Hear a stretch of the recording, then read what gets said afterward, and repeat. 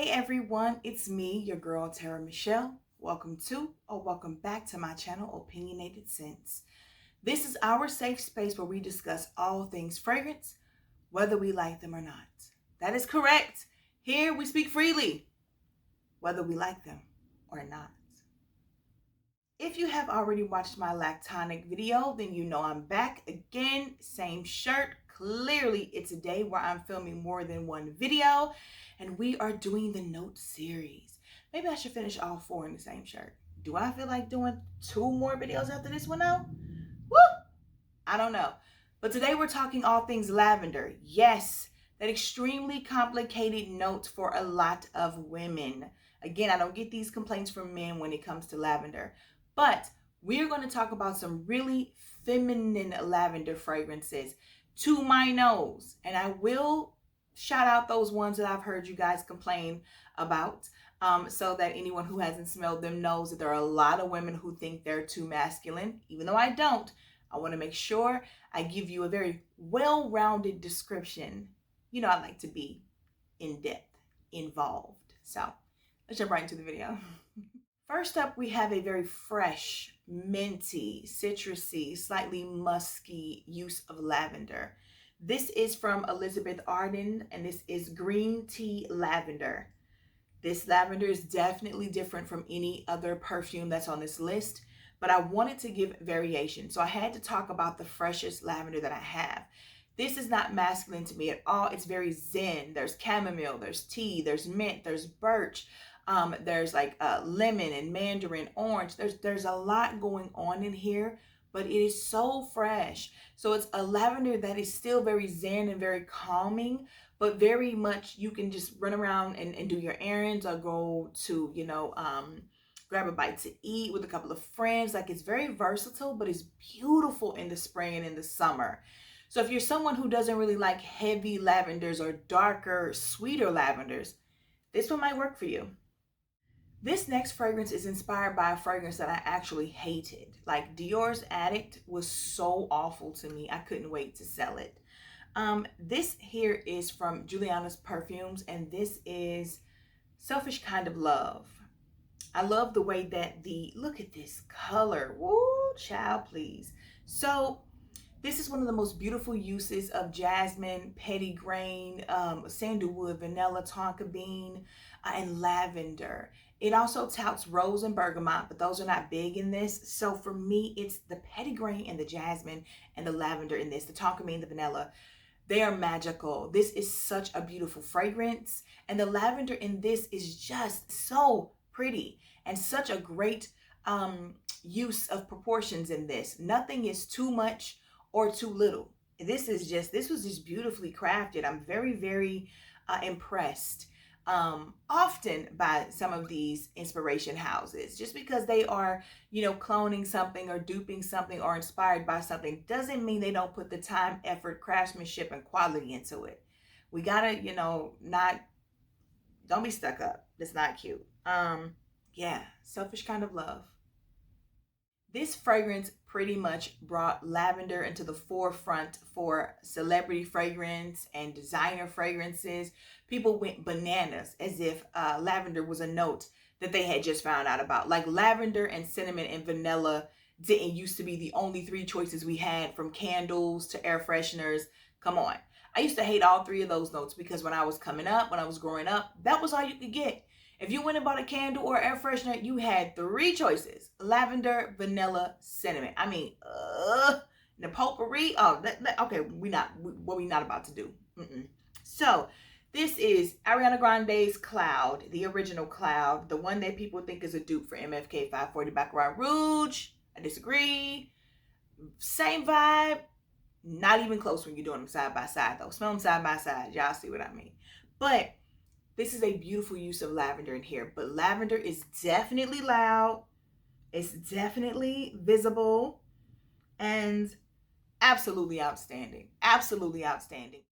This next fragrance was also on my lactonic list. It's a beautiful fragrance with lovely notes that just run the gamut. You're going to get some woodiness in here, some tonka bean in here, some pepper, some cypriol oil, some lavender, which is why it's on this list, coffee, milk. It just has so much going on And I absolutely love Coffee Break from Maison Margiela's replica collection.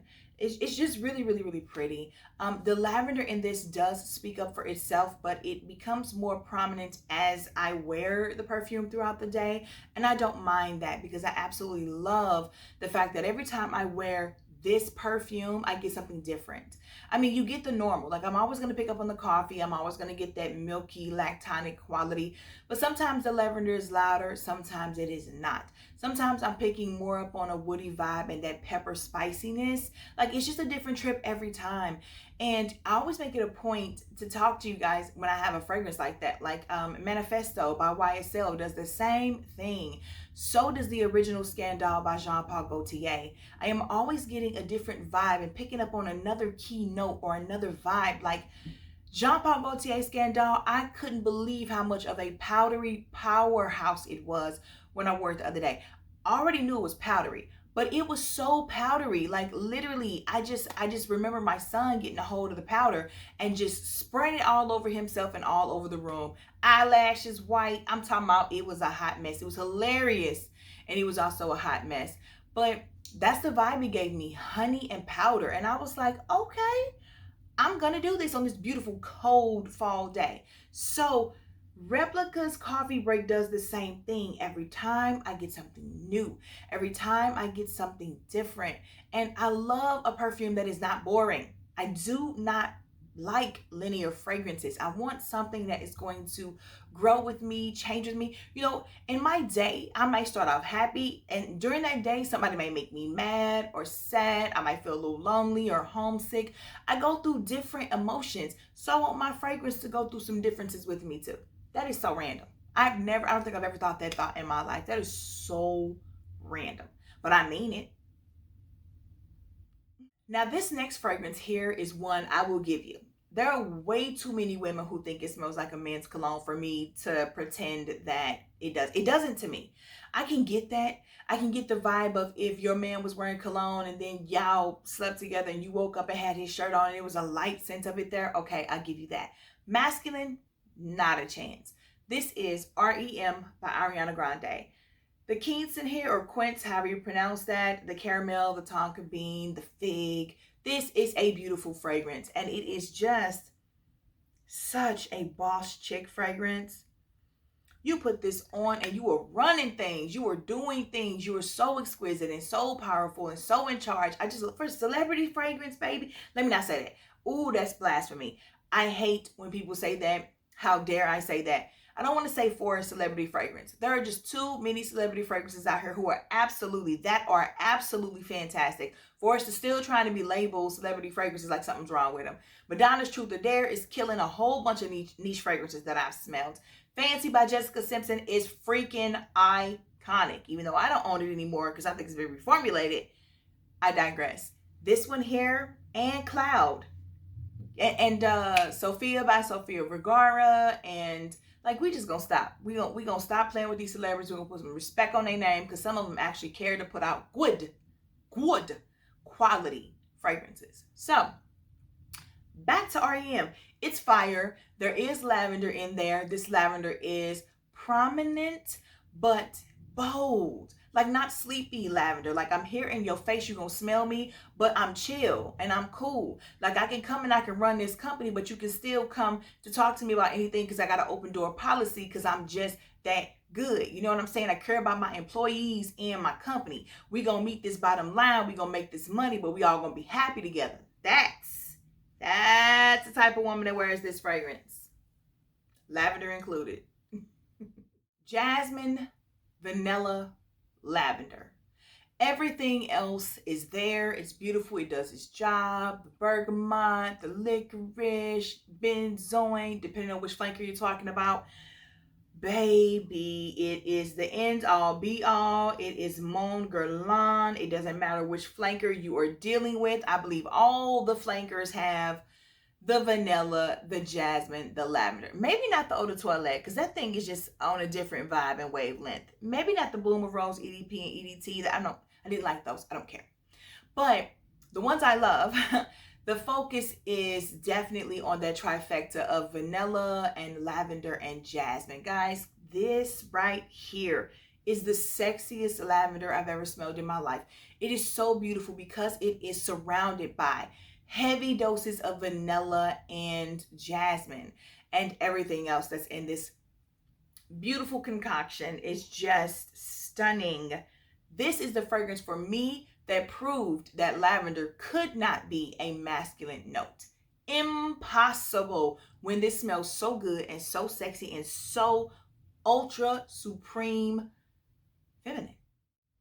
When we hear notes like star jasmine and amber, then we know we're probably going to be dealing with something that is sultry and nice, you know, the vanillas and things like that. But then you hear blueberry and strawberry and passion fruit and musk, and you're like, okay, where are we going? And then you hear lavender, and it's like, I'm so intrigued. I mean, you already have my attention, but now I want to see where you're going with this. This is such a dreamy fragrance. You have beautiful blueberry note, beautiful strawberry notes. I love passion fruit. I love musk. I love amber. I love jasmine. Star jasmine, whatever, you know, jasmine. This is Sugarful Dream from the house of Michele Germain. This is from the Sugarful line. You guys know, you've heard me talk about this. I have one or two videos with this in it. I've talked about the other two multiple times. This is just a very sexy fragrance. It is very sensual. It is very flirty in the most grown and sexy way. That is it for my lavender favorites. I do know, as well as you guys, especially for you who know my collection as good as I do because you're watching in the background, that there are a lot of lavender fragrances I didn't mention. I didn't want to make this a video where I named every lavender fragrance in my collection. I wanted to make it about those that stand out to me for a variety of reasons, and to give you fresh and sweet and sultry and boss and all these different categories that you can have with lavender, you know, being prominent. So while you're here, please don't forget to click the like button and subscribe to my channel, join the Terra Squad, as well as click that notification bell so that you never miss any of my future uploads. I want to know what your favorite lavender fragrances are. Please drop them down in the comments below. As always, I want to talk to you guys, but until then, bye.